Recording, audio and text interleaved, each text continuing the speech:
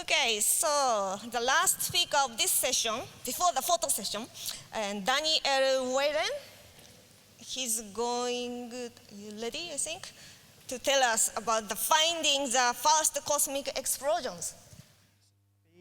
To be able to talk to you today about population 3 supernova explosions and the prospects of detecting these events to constrain the properties of the first stars in the universe, cosmic star formation rates, and even possibly the nature of dark matter itself.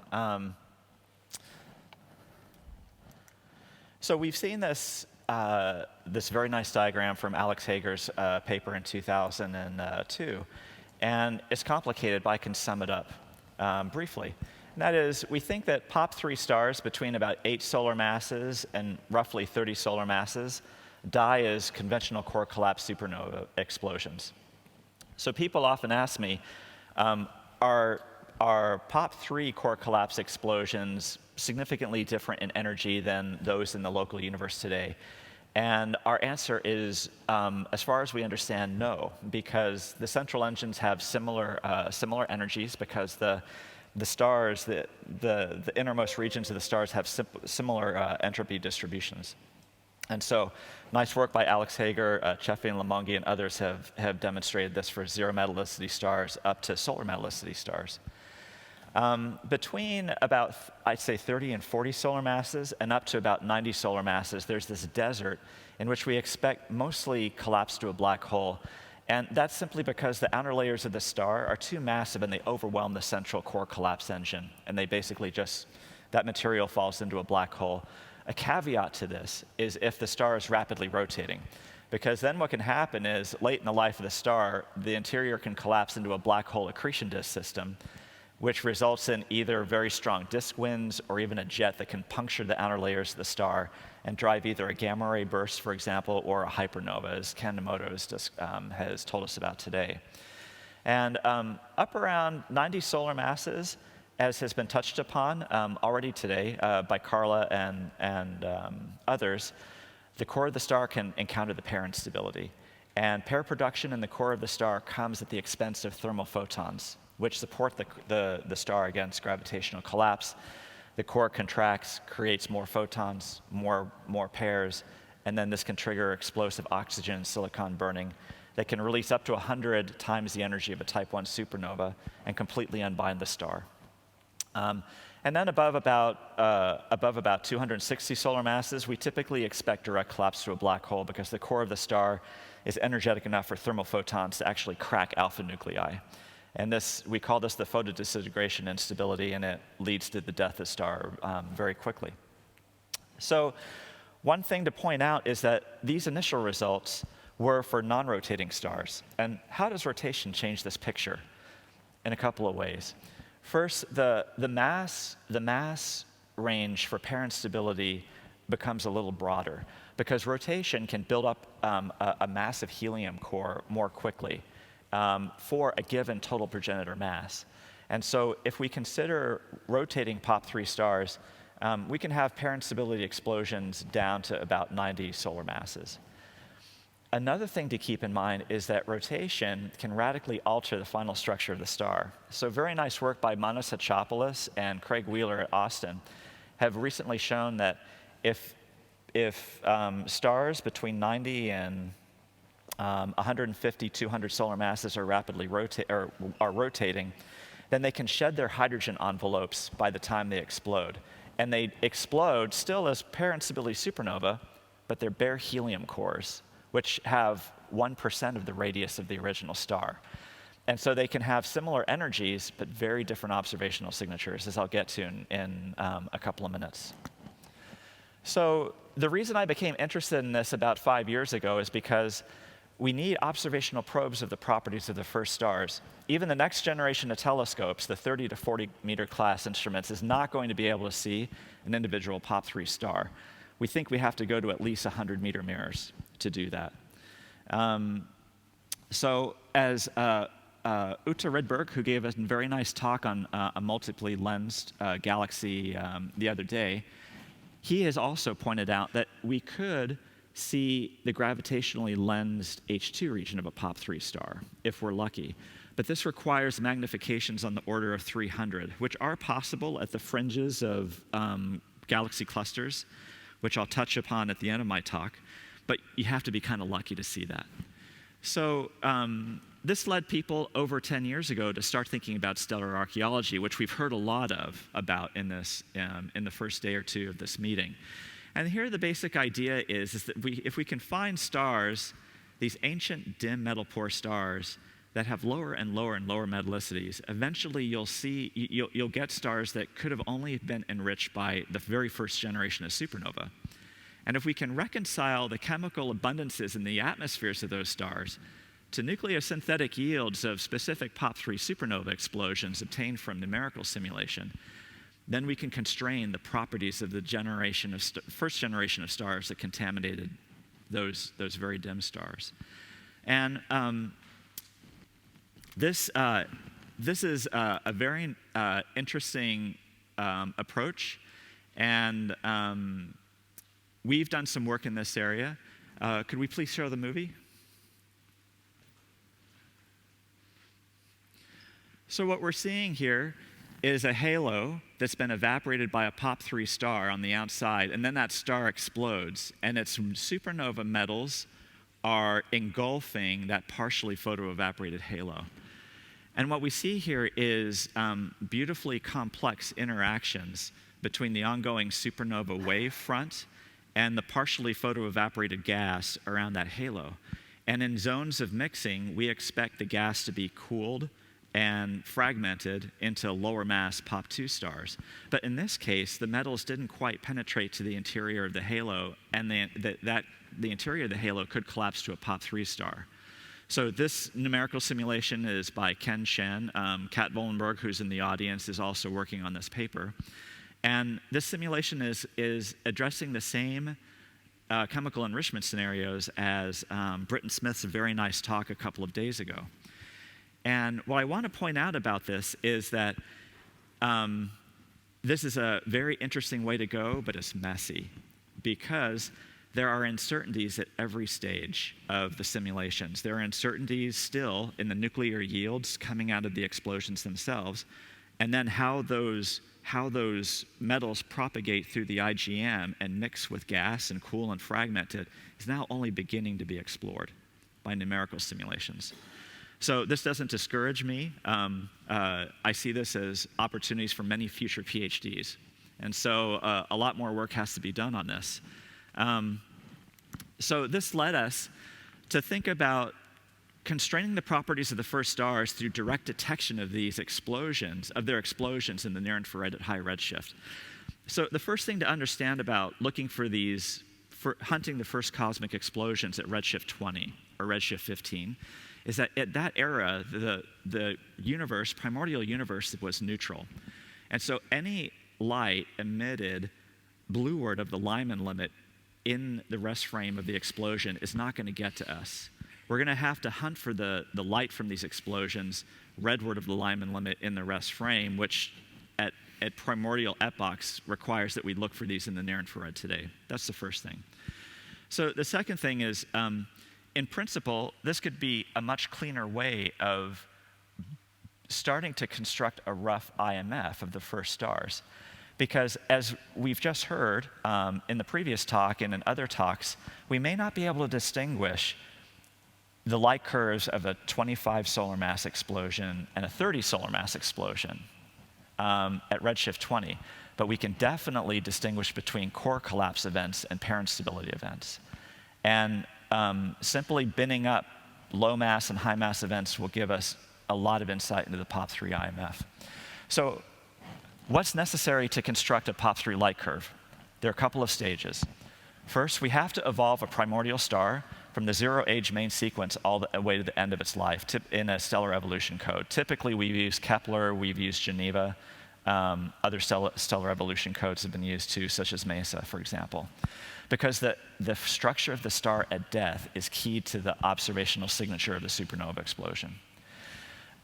Secondly, we have to understand if mixing inside the star occurs before the supernova shock even ruptures the surface of the star. And why is that?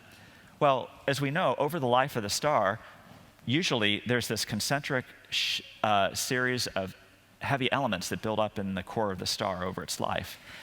And if the supernova shock jumbles all of those elements together, then the order in which spectral lines will appear in the supernova explosion over time will be very different than if the star simply expands homologously and that shell structure is preserved. So we have to have insights, even in 1D supernova light curve calculations, we have to have insights in those models taken from multidimensional simulations. So what we then do is we model the explosions of these stars in the RAGE radiation hydrodynamics code at Los Alamos. And this allows us to look at radiation transport through the ejecta as the shock propagates through the star, ruptures and breaks out of the surface, which we call shock breakout, and then expands into the IGM. And then what we do is we post-process those radiation hydrodynamical profiles to calculate very detailed spectra using Los Alamos op-live opacities. And this enables us to get spectra in basically 14,000 energy bins and capture just not only just the continuum, but also emission and absorption lines. So let me briefly touch upon mixing. On the left, we see mixing in one of Ken Chen's weak supernova models that has been used to look at the chemical abundances of J031300. On the right is mixing inside a pair instability supernova explosion. And what I wanted to point out with these two figures is we see two general trends. In general, core collapse events exhibit much more violent internal mixing than pair instability supernova, in which there's some mixing, but the shells of elements still mostly homologously expand, even after shock breakout expansion to the IGM. So what we've done in the past is we've taken elemental distributions from multidimensional simulations, spherically averaged them into 1D profiles, so we have on average where elements are, what elements occupy a given radial bin in the supernova ejecta, and then we load those into RAGE and do the radiation transport through those elements. So here, could we show the movie, please? What we're going to see here is mixing in the interior of a 55,500 solar mass POP3 star that's blowing up because it encountered the general relativistic instability. So what we're seeing here is the general relativistic instability triggering explosive helium burning. And this is another very lovely simulation that Ken Chen has done in the Castro AMR code. And I love this model because it reminds me of the MRI of a human brain. That's kind of what the mixing pattern here produces here. And I've got to tell you really quickly, I believe somebody was driving around Oakland in California, and they saw this image on a billboard, basically. So one of Ken Chen's simulations was on a billboard in Northern California. And it's basically UC Santa Cruz had put this up as an advertisement of nice research going on at UC Santa Cruz, I think at their 50th anniversary. So what we did in a numerical campaign over the last couple of years was simply work our way through the Hager diagram from low mass to high mass events to try to figure out what the light curves of a variety of POP3 supernova looks like. So we started with the usual suspects, pair instability supernova explosions, 140 to 260 solar masses. We looked at 15 to 40 solar mass core collapse supernova explosions of POP3 stars.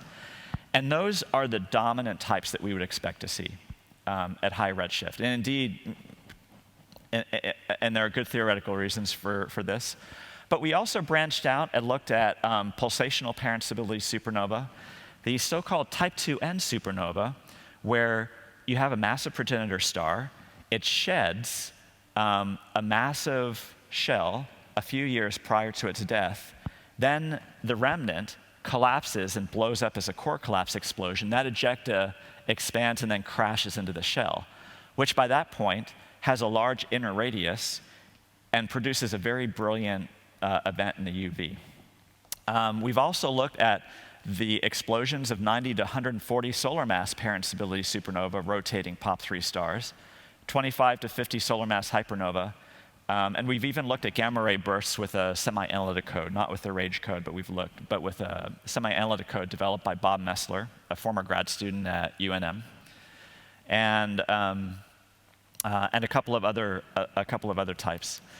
So really briefly, let me just take you very quickly through the anatomy of one supernova light curve. What we're seeing here is the explosion of 90 to 140 solar mass parent stability supernova. And what we see is an initial very bright pulse of energy, that's shock breakout.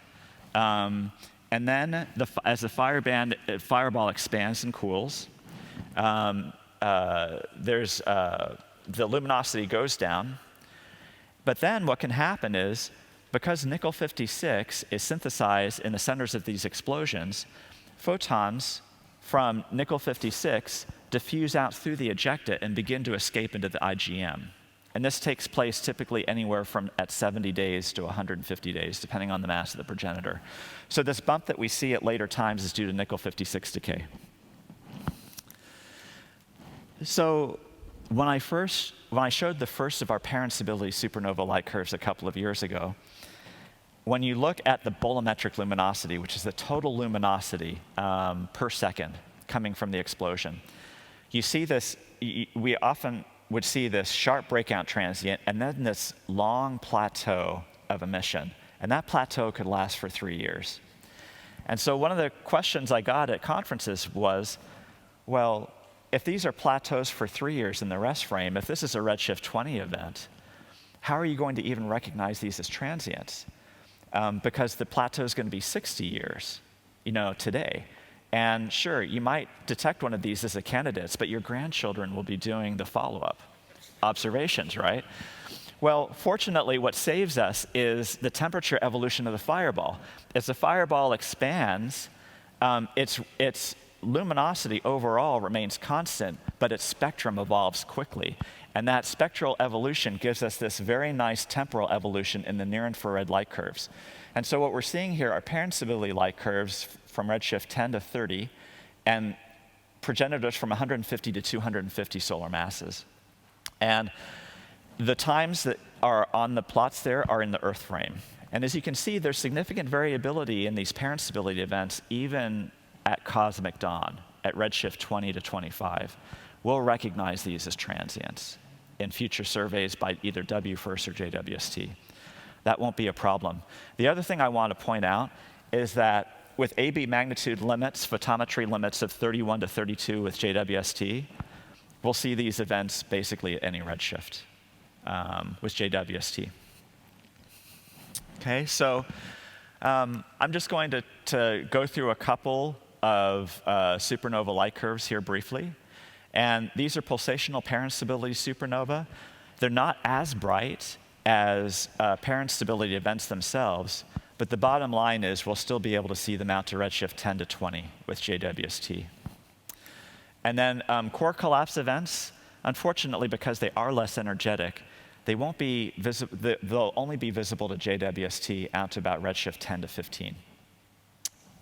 Type 2N supernova are similar in luminosity to pulsational parent stability events. And we should be able to see these out to about redshift 10 to 20 with JWST and the ELTs. Now here, on the left, I show near-infrared light curves for rotating parent stability supernova explosions. And they're a lot dimmer. And the reason for this is because they explode as bare helium cores. So they have the same energy when they explode as 140 to 260 solar mass events that have stars that have retained their hydrogen envelopes. But because they're so much smaller, the evolution of their surface radius and surface temperature conspire to produce much less luminous events in the near-infrared. So unfortunately, explosions of these hypernova and other bare helium core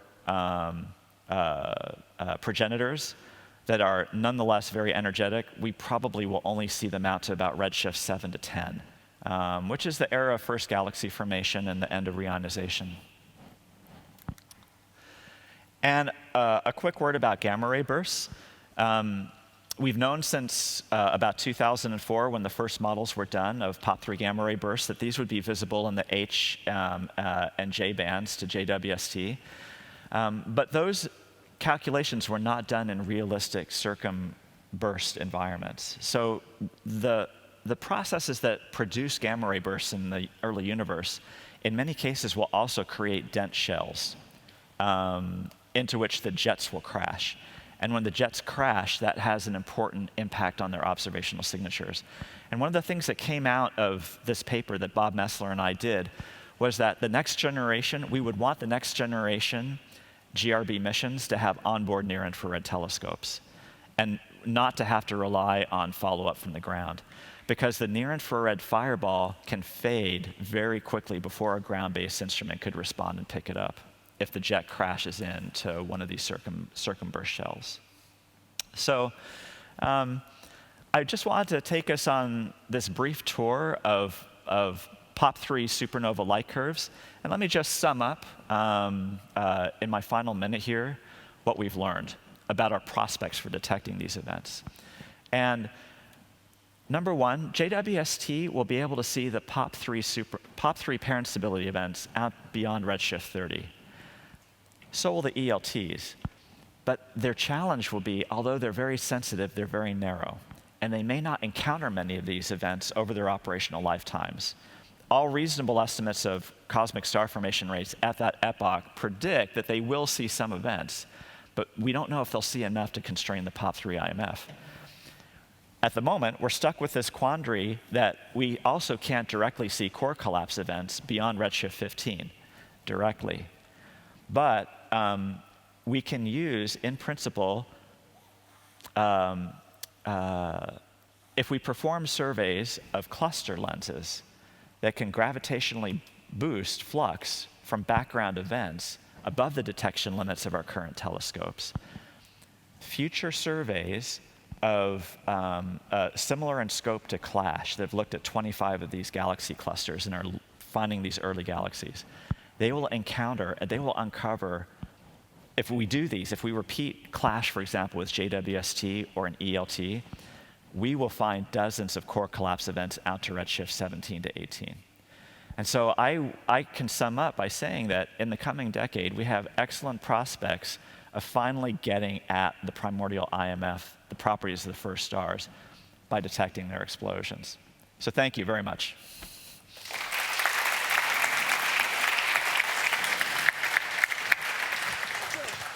Okay, questions? Questions, comments? It's very vague.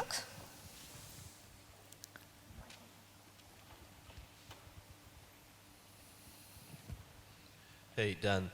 About the thing you said on the constraining the POP3 IMF from these events, maybe I missed the point. So when you do consider these light curves and when you do work backwards and assume that, okay, if I see one, I'll be able to constrain the IMF, do you also take into account which of these scenarios is most viable and most visible, and thus that must be a probabilistic thing, because it could be that the other events are more frequent, but you don't see them as enough as, for example, binaries, whereas binaries could be rare, but you see them for a longer time. So could that skew your estimates of IMF, or is that already taken into account?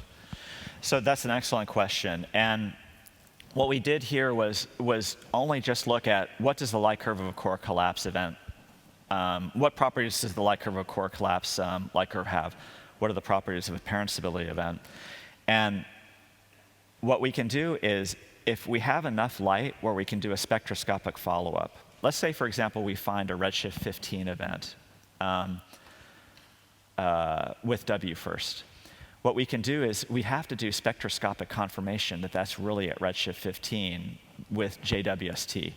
So what I would say is we can address the question that you're asking by the synergy between Euclid and W first and JWST and the ELTs, because that's how we'll pinpoint the redshift of an event. Now, how things will happen with binaries, That's a really interesting question, and we haven't directly addressed that yet. But it impacts, for example, gamma ray burst rates, because we think that in most cases to have a gamma ray burst, you have to have some kind of common envelope evolution between two binary stars that spins one up. And so I think we need to start talking more with population synthesis people to start looking at these statistics. Yeah. Yep, Volker. Hi, Dan. So as you know, right, 10 years ago when Swift was launched, there was huge optimism that basically then we would have this huge deluge of high redshift bursts, and of course we found a very few number of really high redshift bursts, and so things were somewhat disappointing. So what went wrong? So I remember reading a couple of your papers on this. On the subject and part of the issue is plummeting star formation rates at high redshift. So unfortunately, between redshift 15 and redshift 25, we rely entirely on numerical simulations to estimate star formation rates. And those rates, even at redshift 20, vary by a factor of 400 over the simulation. So there's a lot of uncertainty in star formation rates. But all of the models predict that they plummet by orders of magnitude from redshift 10 down to redshift 25. So I think that that's part of it. I think one of the interesting things about Swift is that it's revealed this huge range of duration of the central engine. So I think one of the early hopes was if you see a really long central engine duration gamma ray burst, that's a signature of a POP3 event.